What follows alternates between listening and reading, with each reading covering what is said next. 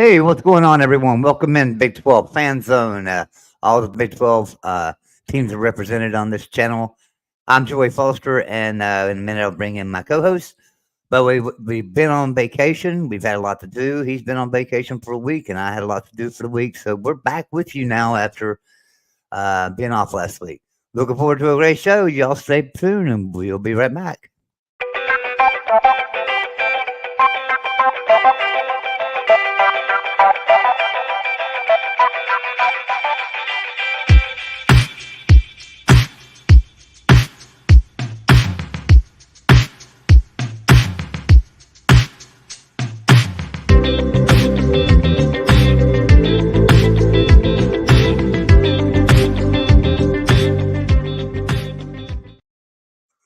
All right, welcome in, everyone. I'm Joey Foster. That right over there is Mr. Shane. Shane, man, how was last week for you? Did you enjoy yourself? Yeah, a little bit of work, a little bit traveling. I got to see Eugene, where the Ducks play, and then I stayed in Corvallis, home of Oregon State, and what a great college town. Reminds me a lot of like a Manhattan, Kansas, a Morgantown, about the same size. Really just nice getting out and seeing other college towns, but a lot of rumors and speculation, and I'm going to say it. Me and you, have been saying for months. There's not a matter of if, it's when, and I think we had some. Maybe it's only like a 2 on the seismic scale as far as like tremors in the college football seismic shift is going to come. I think we're going to have a huge earthquake when Florida State decides to pack their bags and move. But I don't know, Joey. What are your thoughts on the Yeah, I past think couple it's going to weeks? be I do. I think there will be an earthquake if Florida State decides to move. If they get out of there, you know, I can see them making a move, and then other teams just saying, okay, there's no need in being in this conference now because we lost all that money. So it's time for us to make a move, and then they jump. So then I wonder, okay, the Big 12 goes out and expands and picks up some of these teams, Pitt, Virginia Tech, teams like that. We go out and get them. Or, according to the articles that were coming out this past week or the past few days, Mhm. um, you know, could um, could West Virginia and Cincinnati and UCF maybe jump over to the ACC and save it? So so there's also the reports that possibly the two conferences, the Big Ten and the SEC, go to 24 teams apiece. And we got a little graphic to show what that looked like. And I'll let Shane go over this with you. There you go, Shane. Yeah, so Andy Staples, he did an interview with Neil Brown about 10 days ago, and then he came out with this hot take. And I was, as a Mountaineer fan, I was very happy to see West Virginia on there, and surprised to see Pitt, made the cut. But and most people that I've most articles I've read and videos I've watched have had West Virginia on their lists. But I say with a big but, taking the Mountaineer hat off and not being a fan for a minute, you know, does West Virginia add the value? I think it does, because it's a big school, a big state, covers a whole state, and it's more of a region, and there's a lot of alumni. But what I don't see on the list is Kansas, an up and coming Hmm. football school with a basketball problem, right? They're getting a new stadium. I did not see. TCU on this list. Yeah, and Okay, just a year removed from the national championship game. 15 months away from playing for a nationality. Mhm. Now TCU is a private school, and I don't know exactly what the enrollment is off the top of my head, but I know it's not as big as a UCF. Okay, UCF has a giant student population, and probably even a bigger alumni association. Uh, so do they stay at 48? Is 48 the the number, Joey? I mean, is that manageable? I think that's the smallest it would be. Yeah, I mean, I think so too. I've been thinking that they'll have 3 20 team or 3 22 team super conferences, but we do know the Big Two are talking and seem to be doing everything together. So are they talking about jumping ship and leaving the NCAA and starting their own stuff? I guess that's what we can speculate on and worry about. Mm-hmm. But at the same time, we don't know. Maybe the SEC and Big Ten, maybe the Big 12 and the ACC agreed to just let them talk on their behalf, and they know where they all Well, stand, and they're just doing it. I mean, we don't know what's going on behind closed doors, right?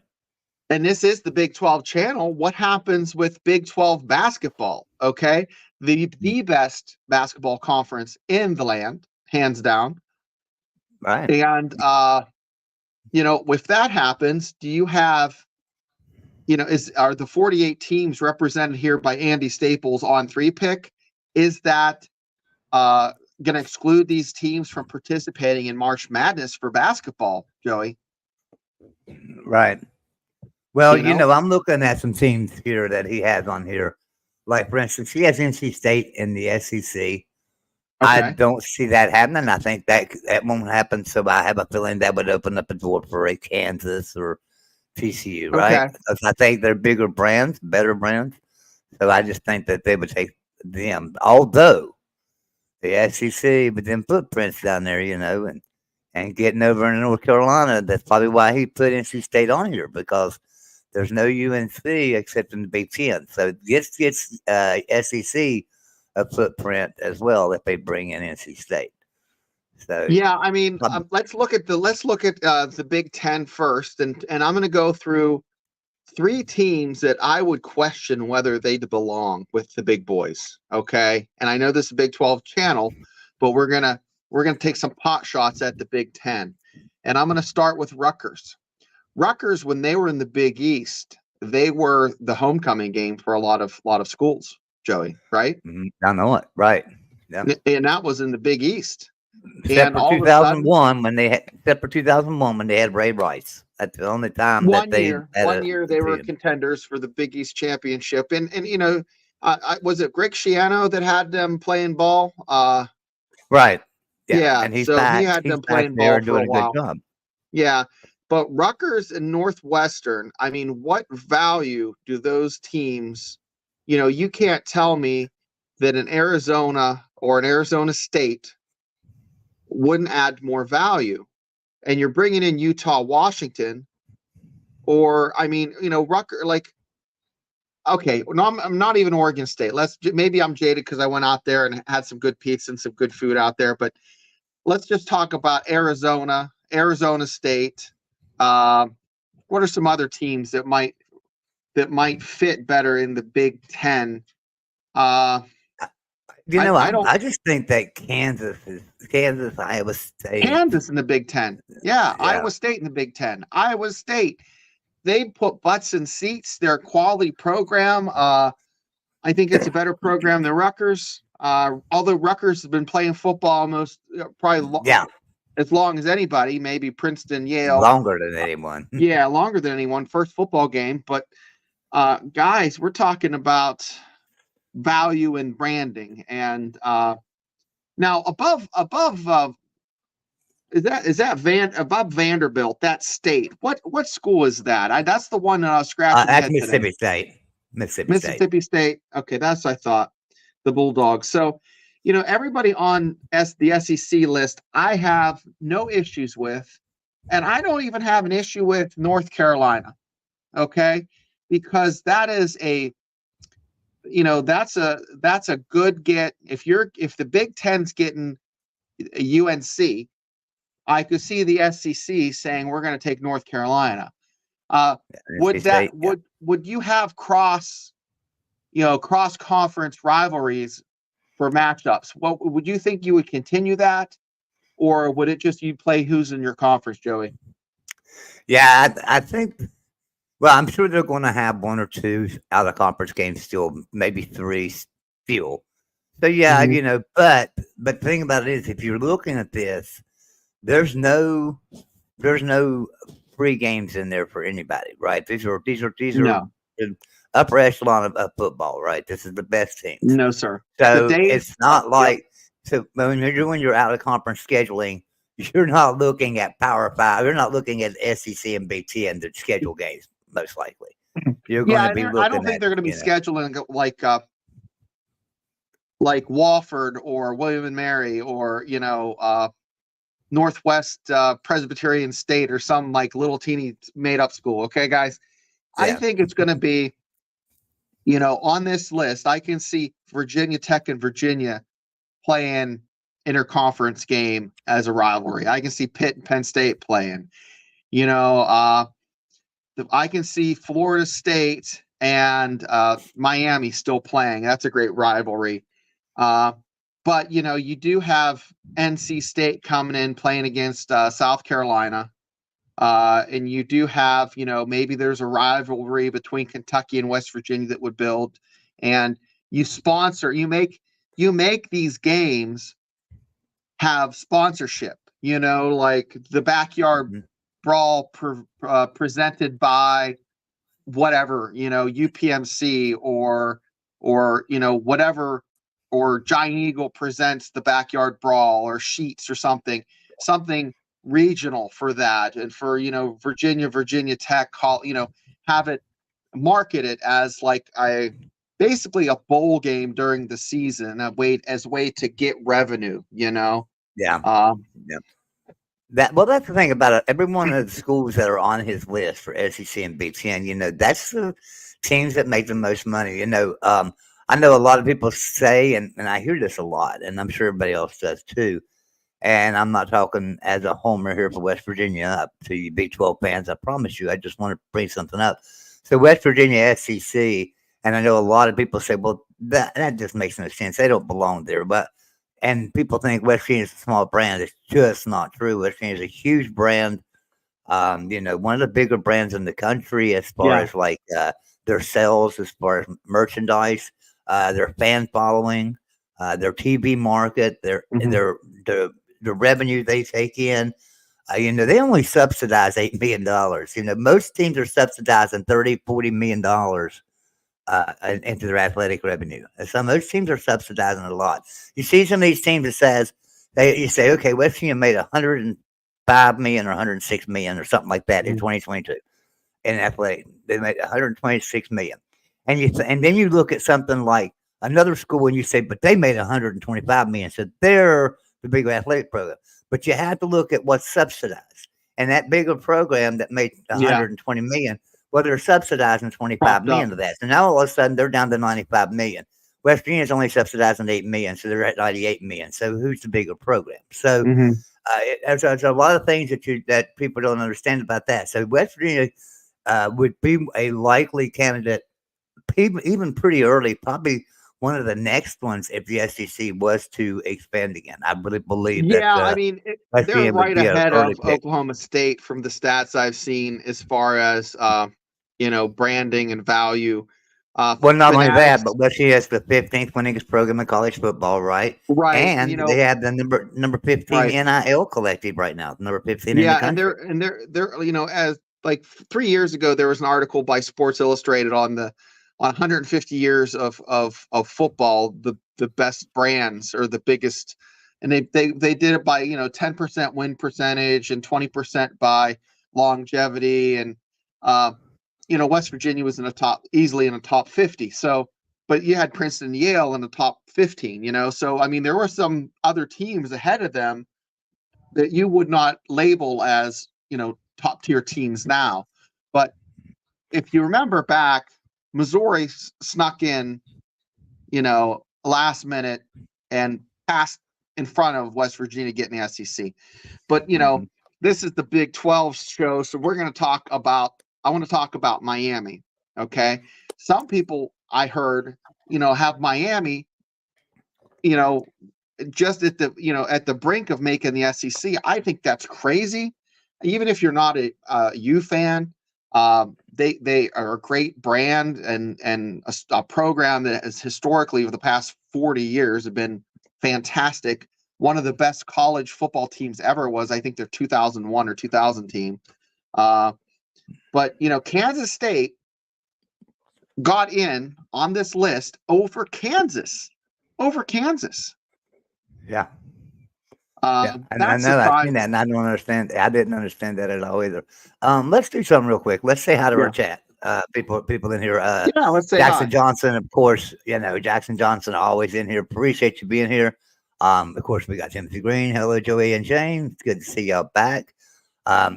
Look here, man. We've got South Carolina fan, Mr. Twisted Rooster, the salty Gamecocks in Gamecock here. fan. I want to hear what he has to say about NC State coming in to the SEC if this were to happen. Yeah, if that were to happen, right? Yeah, that would be an interesting thing. Yeah, Rooster, if you're out there, man, let me know that you're still out there, and if you'd like to come on, I'll drop you the link. But I want to go back to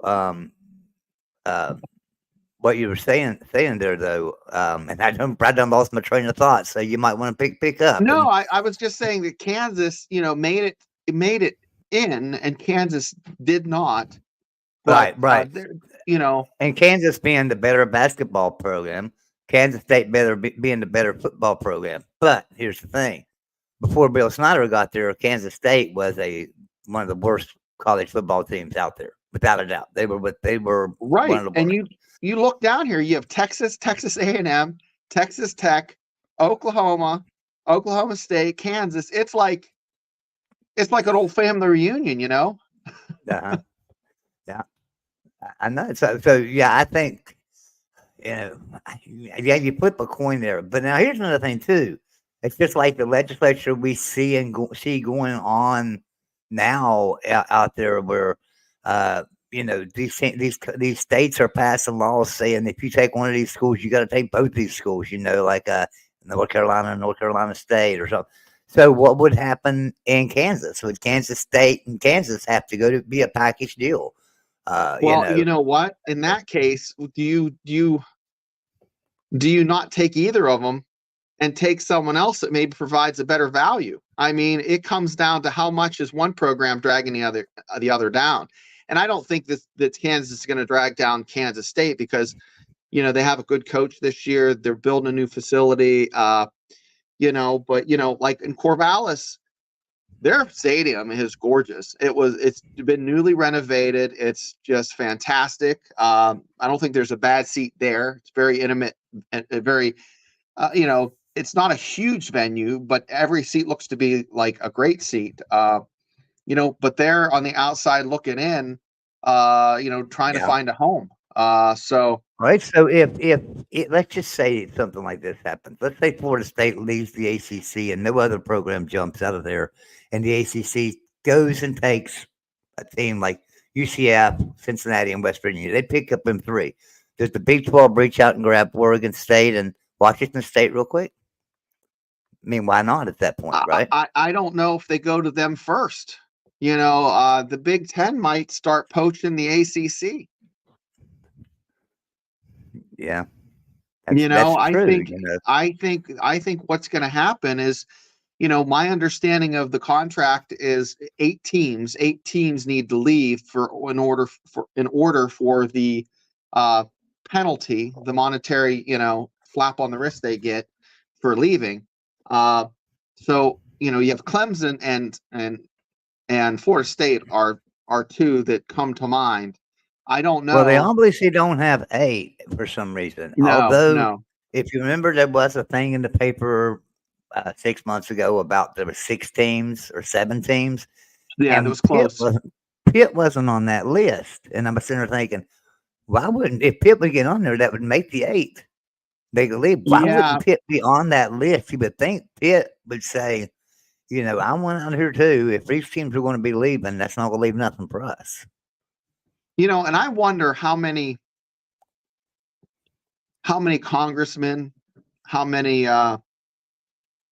governors, alumni of high stature, Fortune 500, the wheelers and dealers that grease the skids and oil the cogs and in the decision making process.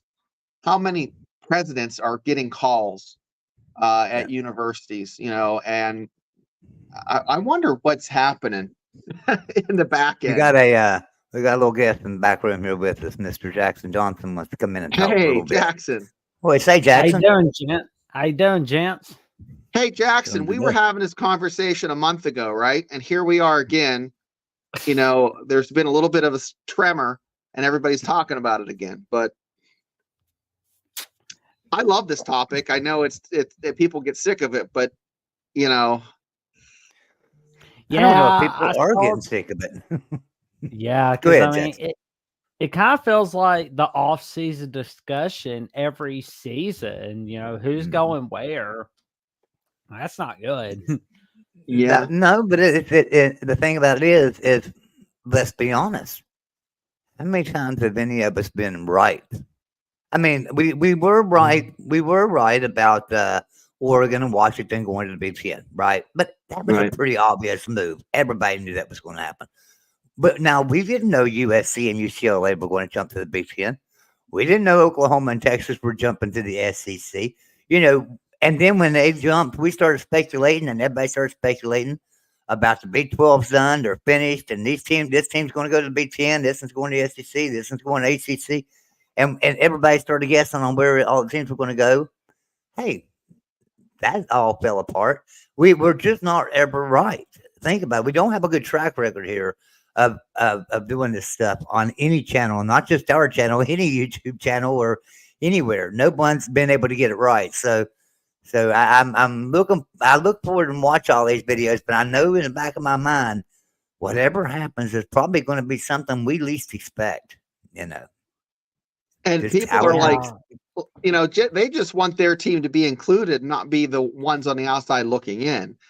That's the biggest thing. It's validation through seeing something like this, where Andy Staples picks West Virginia. It makes me feel a lot better. But if I was a Kansas fan, I would be sick, if this were to happen, So Rooster says South Carolina fans tell you NC State is more of a rival than UNC.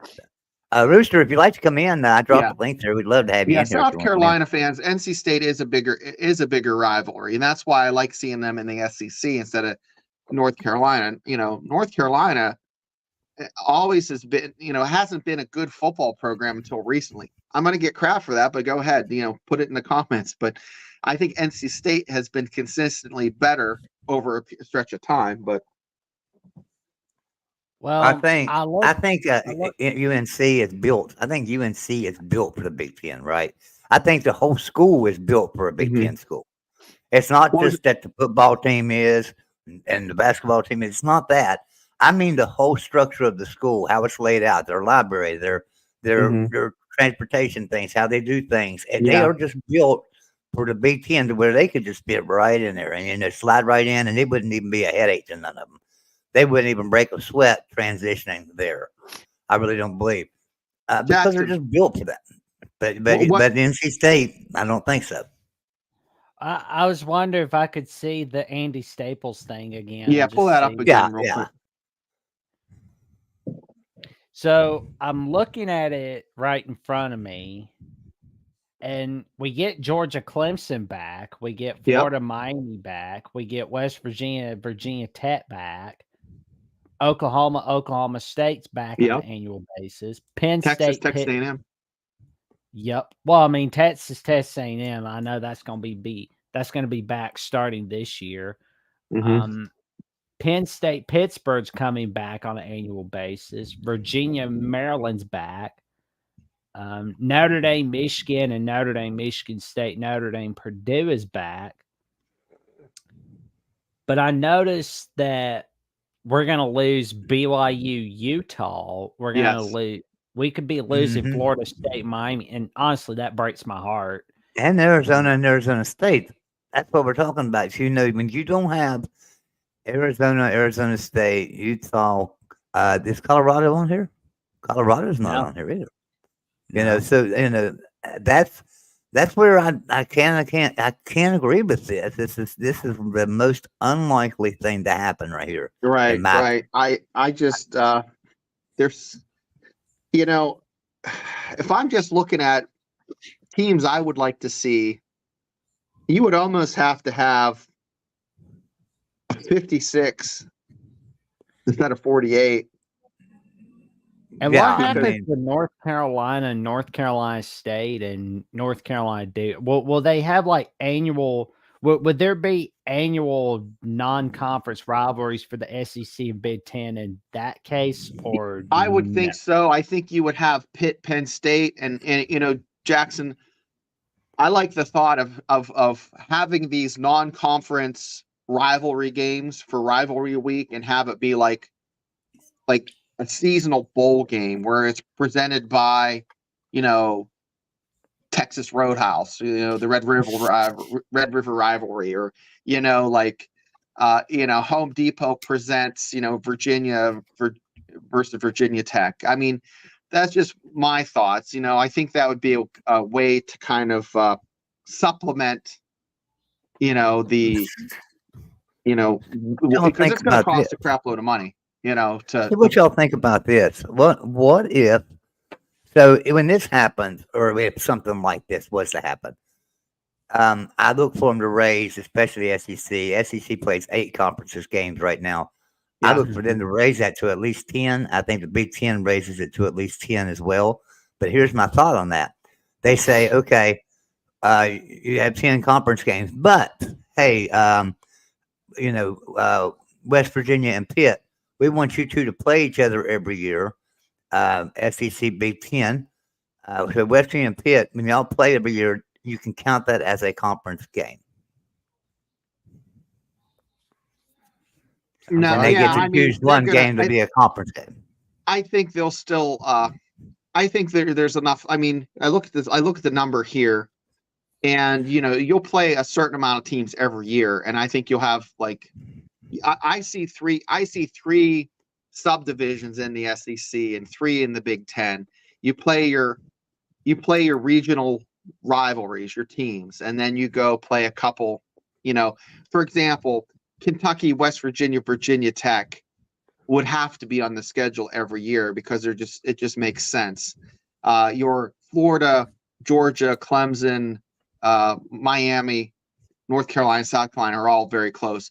Your North Carolina and South Carolina could play, West Virginia, Virginia Tech.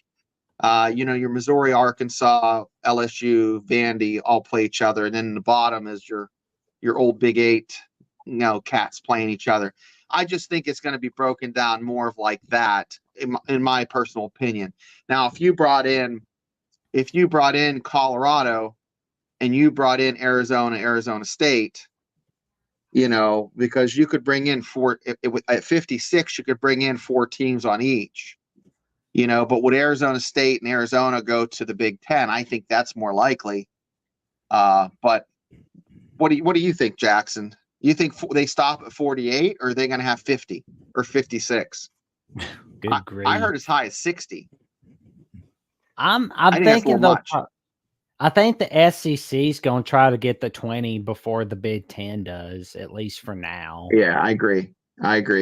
And right here we're sitting at 24. So if they go, See, that's why I think there'll just be 3 20-team conferences or 3 22-team conferences.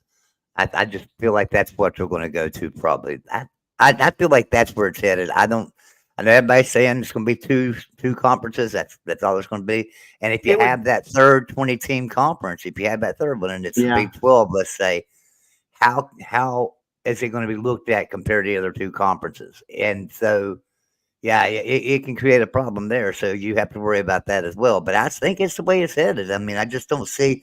I mean, it could be that the SEC and Big Ten. I don't guess there's any limit on the number of teams they could put in there. So they could each put 30 if and if they wanted to, right? They could each put 32 or 34 if they wanted to, I guess. Yeah, I think no over really 60 is limit. a little much, but I mean, I think 60 is the sweet spot because that'll get you, that gets you 12 teams. That gets you 12 more teams. That's 6 in each conference.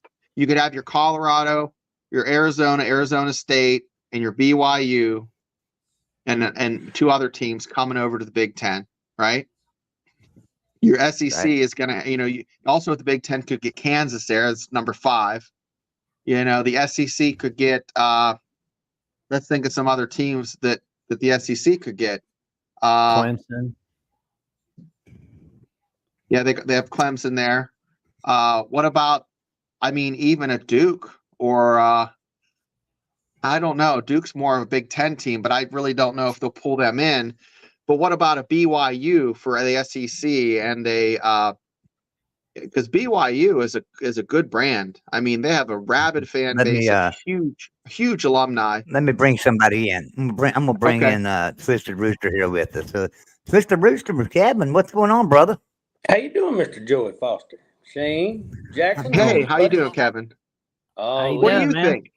What do you think of the SEC going west if they were to pull? Have you seen? Let me pull that up for you there, Pull it up. Kevin, so you can see that if you need to. That's according to Andy Staples. That's what he sees happening. adding another Texas Tech, Oklahoma State. I can see Oklahoma State, Kansas. Kansas left out. Yeah, Kansas. He got Kansas State, but he Kansas left out State Kansas. down So he there. brought in. He brought in West Virginia, Texas Tech, Oklahoma State, and Kansas State into the SEC, as well as Clemson, NC State, Miami, and there was one of Virginia Tech. So he got 4 out of the Big 12, 4 out of the ACC, and put them in the SEC. And I guess he did the same thing on the Big They got 10. I Utah haven't over really a Big Ten territory there. The only weird thing about the way he Yeah. did that is the SEC tends to take the logo schools of the state. They take the state universities over, like Texas A&M getting in before Texas was advantage Texas A&M. Had Texas joined first, I don't know if they'd have taken Texas A&M, but I don't know. There's a lot of money out there. Mm-hmm. When you start bringing in, I think they would tend to look at like a West Virginia, and North Carolina over Virginia Tech or one of those, just because they like those state schools. They like the flagship schools, right? Yeah. Yeah, the Big That's Ten's true. big on Virginia because of their accreditation. I think that's the big draw there, and that's why they wanted Maryland, even though Maryland wasn't, is no more of a draw than say a West Virginia. I think it's actually West Virginia is probably has a bigger fan base than Maryland. But I don't know. It's where the wind's blowing and who you're asking. But it seems to be a lot of the folks have commented on this list, and that's why we're talking about it here on the show tonight. There's been multiple videos where people have talked about this, and the things they keep bringing up is NC State, West Virginia, and the omission of Kansas, and then on the back end of that, the Big Ten. Do you still keep Rutgers and Northwestern? What value do they bring? Yeah. Well, they need to remember Miami went out and got AAU status for a reason. So Right. Miami going to the SEC. Well, I guess it would depend on Florida State and what Florida State did. The SEC is not going to carry 3 Florida schools, but I wouldn't be surprised if some of these schools don't. I think it's going to be more than 2 conferences. I don't think you can get down to 2. I don't think the dollar value is going to add up for the TV contracts. Right. You better off to spread it. Yeah. I mean, if you think about basketball, you go into basketball as 64 teams now in March Madness. Mm-hmm. So if you're spread, if you're spread out through 3 conferences and each conference is carrying about 20 teams, you got about 60 Power 5 schools.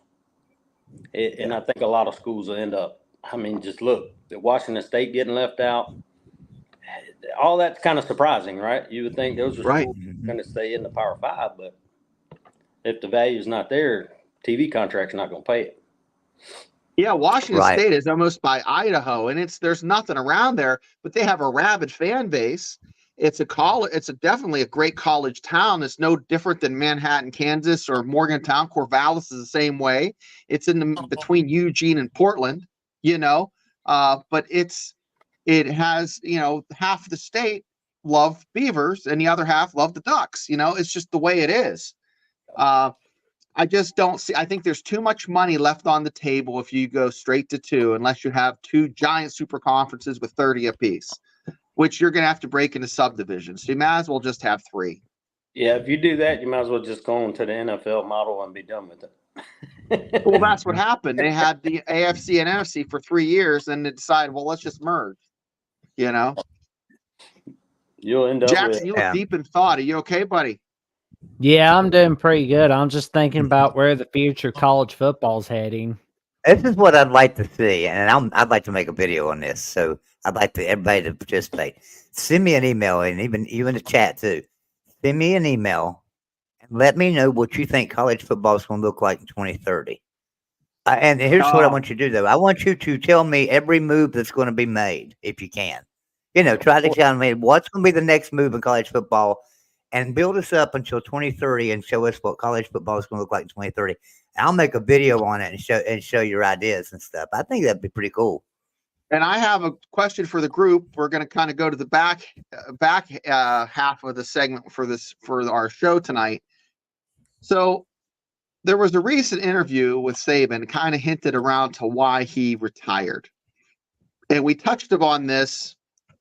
You know, when we had Eugene Napoleon on, we touched on this when we had other folks on our show over the past couple months. Okay.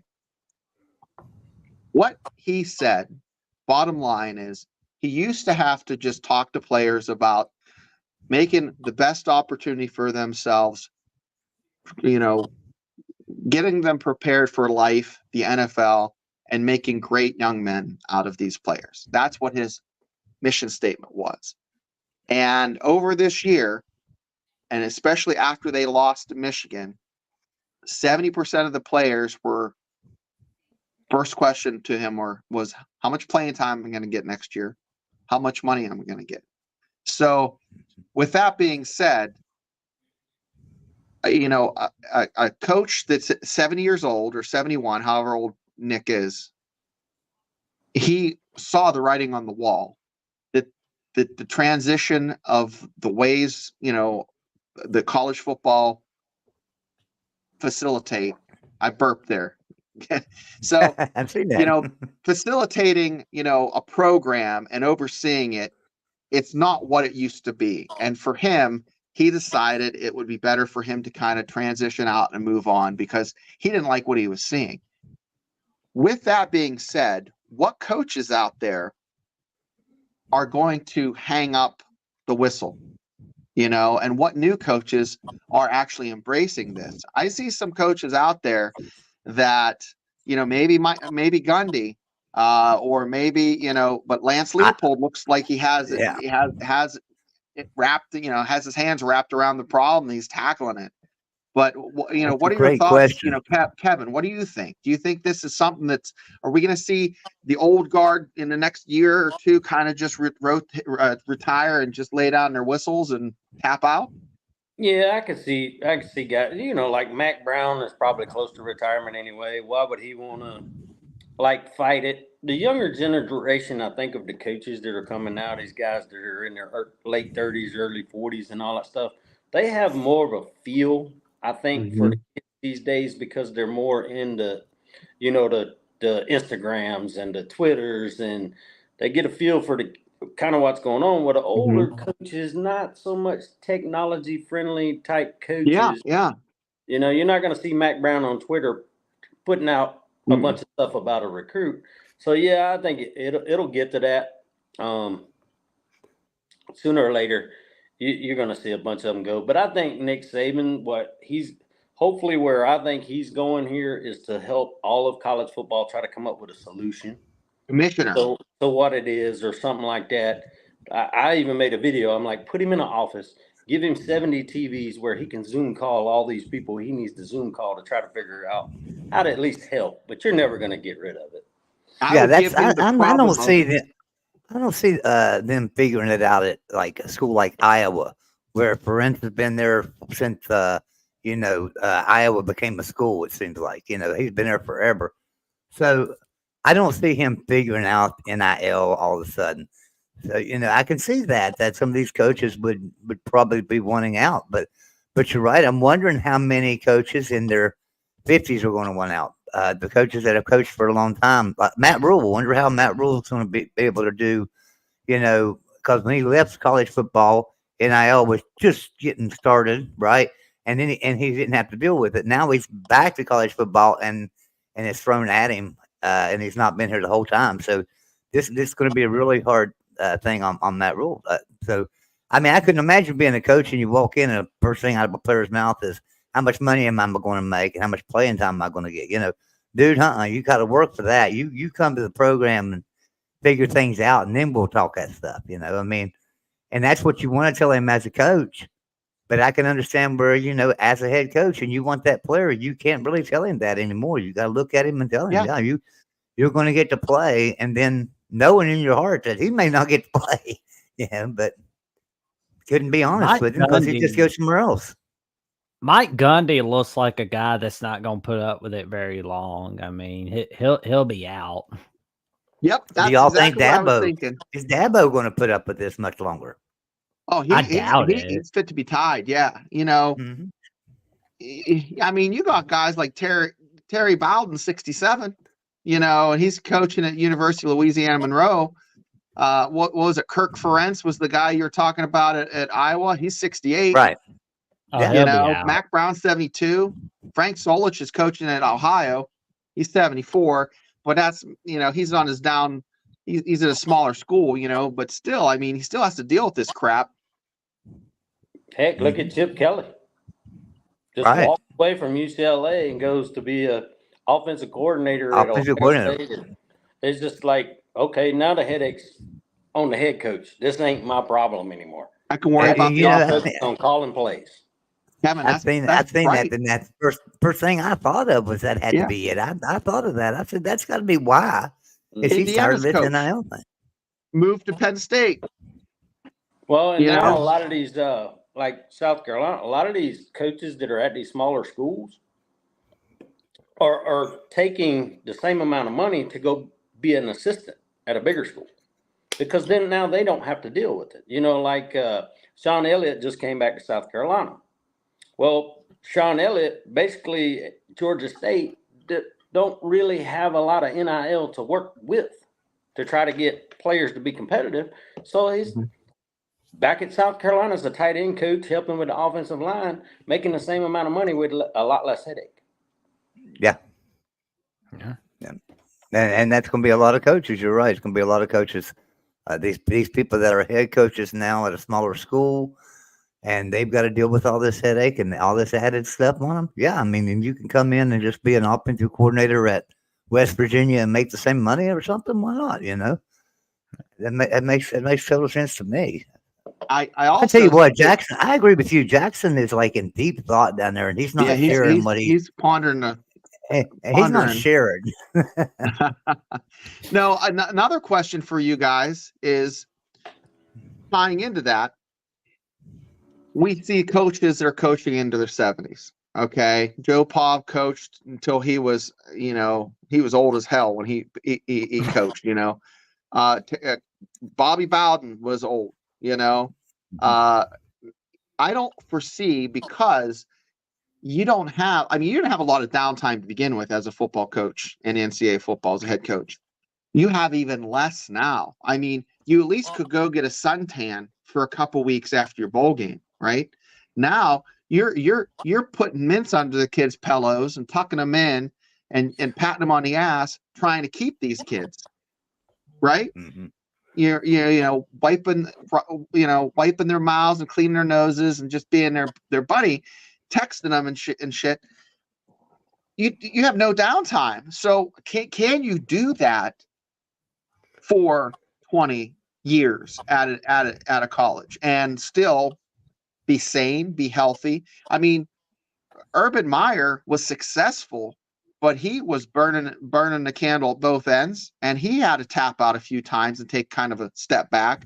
Now I think it's even more, if you're in fourth and fifth gear all year instead of downshifting a few times. Guys, what do you think? Oh, if Urban was coaching these days, he would be out in a heartbeat. He would just go, I'm retiring, everybody. Mm-hmm. Who was that, Oh. Jackson? I missed that. Well, I was talking about Urban Meyer, where if it was this era that he was coaching in, he'd be retiring at the same time Nick Saban is. He would be like, I'm out. Peace. Yeah. Well, you hear from the vast majority of coaches, they bitch about the coaching calendar because before they can even get a season finished, I mean, the transfer portal's opening. You got early signing day happening.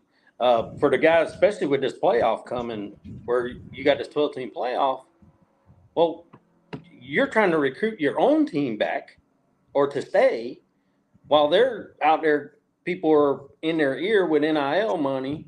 On top of you got recruits that's coming in for early signing day that want to come in January. So I mean the calendar's just all jacked, and until someone fixes this whole transfer portal, when you can transfer early sign, like I've heard different people say maybe early signing day should be prior to the season starting. The high school kids, seniors or whatever, go ahead and sign. They know where they're going. What the good does it do with the transfer portal? Because they can sign and then hit the transfer portal for coaching changes made. What And if April. instead of December, the transfer portal is moved to May? I mean, school's out by the end of that month. You know, you move it to the whole month of May and like early June. No headaches, and you can prepare for the regular season that way. Jackson, here's the thing that coaches would poo all over. They want the kids in that spring ball game. They want that spring ball practice, especially for the offensive players that need to learn a system. I would say that's a great idea, but let's make sure it is in maybe March and cut the April, transfer portal completely out of the picture and just kind of take that window there and that window there and kind of combine them and meet in the middle in, let's just say, March. I don't know. That's just my thought. I mean, it's not conducive to the school year, but we all know these kids aren't here for freaking, to get a bachelor's degree. They could give two craps. Yeah, the vast majority of them, I agree with you on that.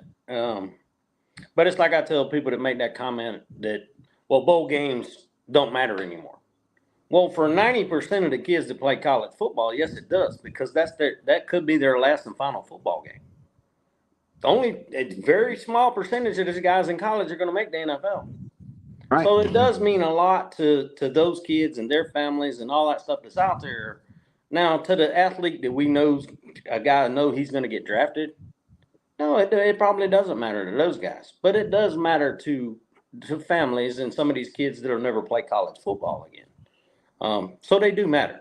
And I'll watch a bowl game. I don't care who's playing because I love college football. I don't want to see kids transfer before the bowl game. Kevin, you're exactly right, because I don't want to see that. I don't want those kids to have the option. As a coach, I don't want to look down my roster and be like, oh my gosh, I'm going to lose this many kids before a bowl game, because guess what? Your ability to make that bonus is counting on your roster. And if your roster's picked or depleted, because look at North Carolina. That wasn't the North Carolina, the UNC, that West Virginia would have played 3 weeks prior to the bowl game. Drake May wasn't there. You had 4 other studs that weren't playing. So it's it's terrible for the coach. It's shitty for the fans. Yeah. And at the end of the day, it's the product on the field, because we're the ones paying the subscriptions, buying the merchandise. We're the ones. Well, that's what they need to do is, they won't get a hold of NIL, and obviously they probably can't do much with NIL. I mean, people can make however much money they want to, right? I mean, we can't tell them how much they're allowed to make. So they probably won't be able to do much with NIL, but they can do something about this transfer portal, and that would take a lot of pressure off these coaches, right?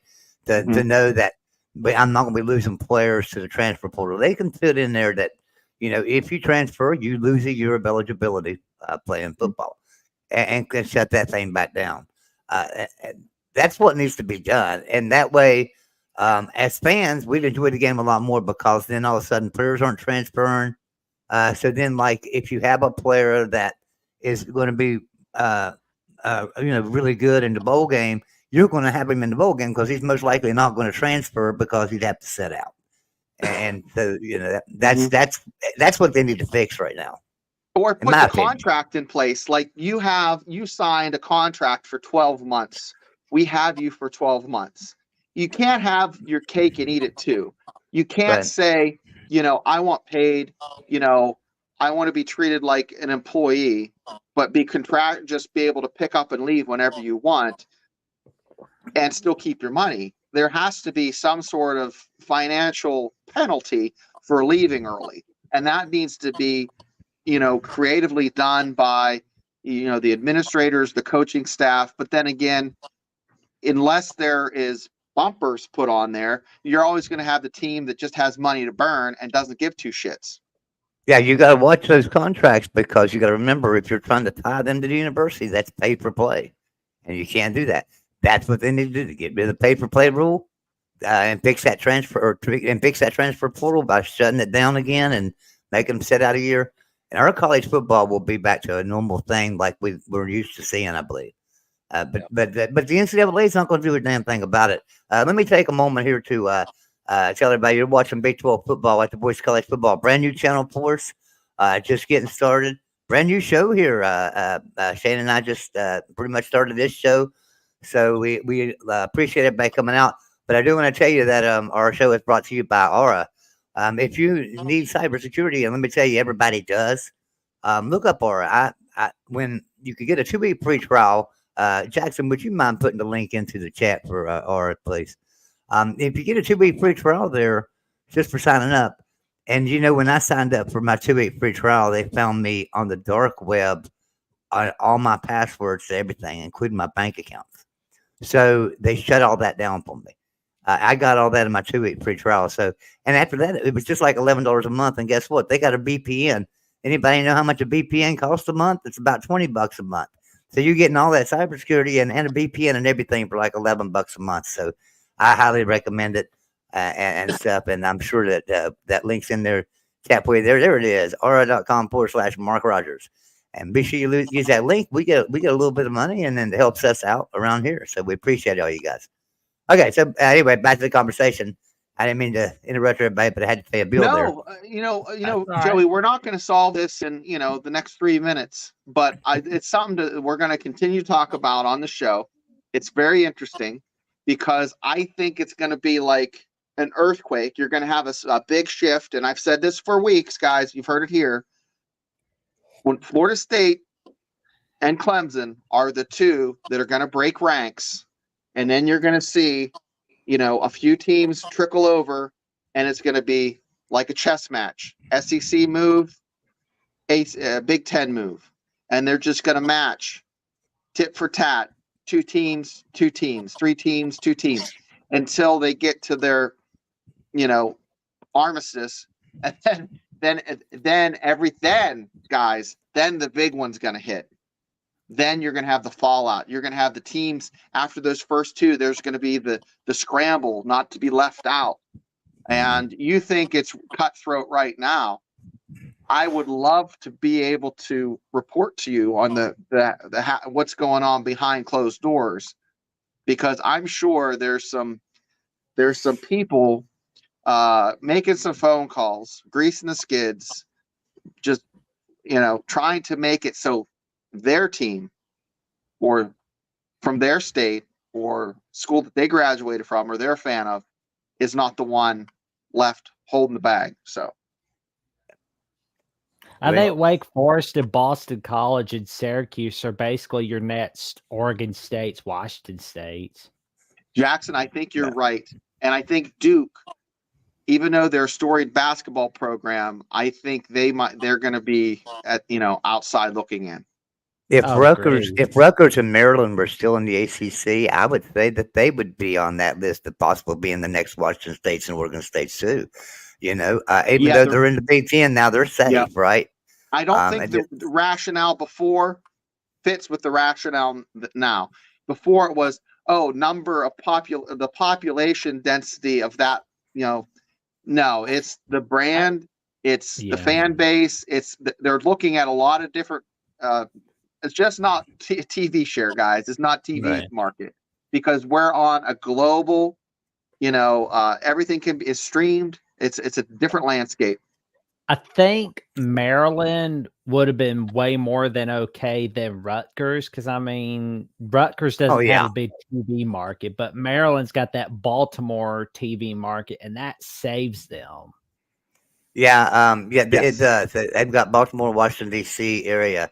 Although if you ask people in Washington D.C., most of them are really West Virginia fans or Virginia Tech fans, in Washington. So that's the thing about that. So that Maryland loses a lot there. That's why West Virginia's bigger fan base in Maryland is West Virginia. That's because of that right there. There's just more fans out in their area that either went to West Virginia or grew up in West Virginia, and moved there.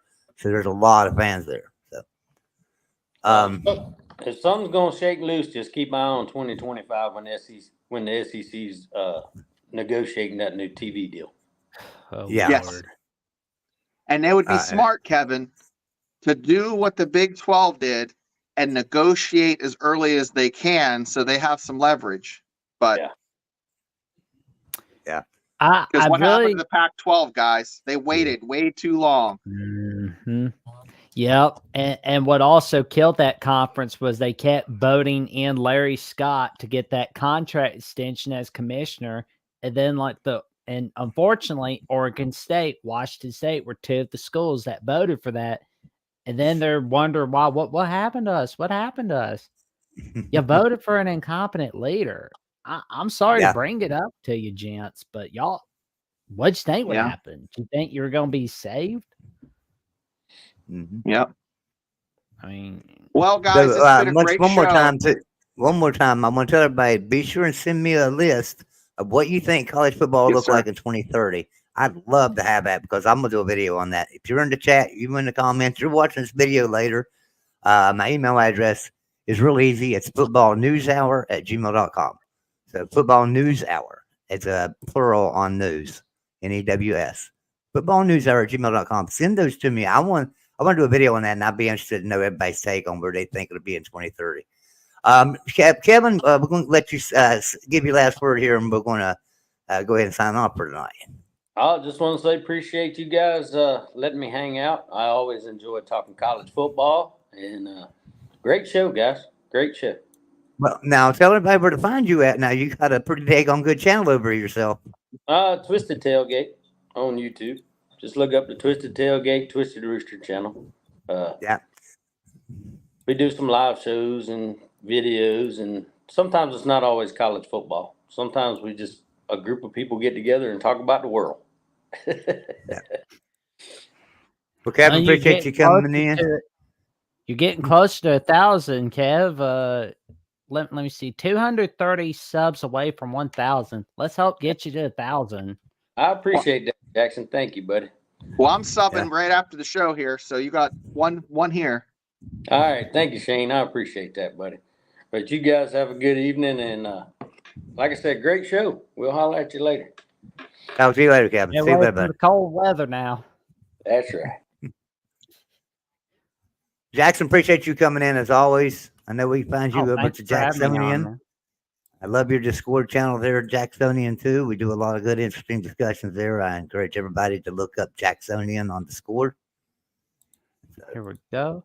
I'm gonna add the link right. He's gonna post the link now.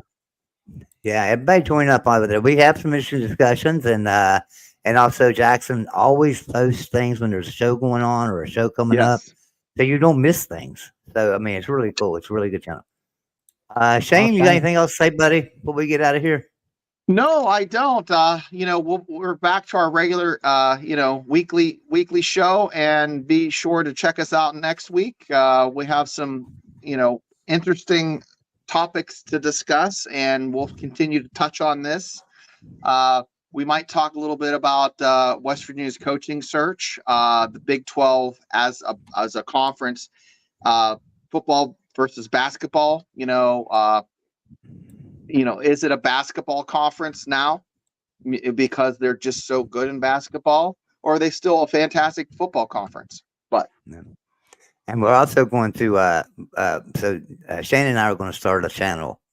And we'll tell you more Yes, about sir. that next week. We'll tell you Next all about week. that next week too. So that's right. So everyone have a great night. We appreciate you being here, and we will see you next week.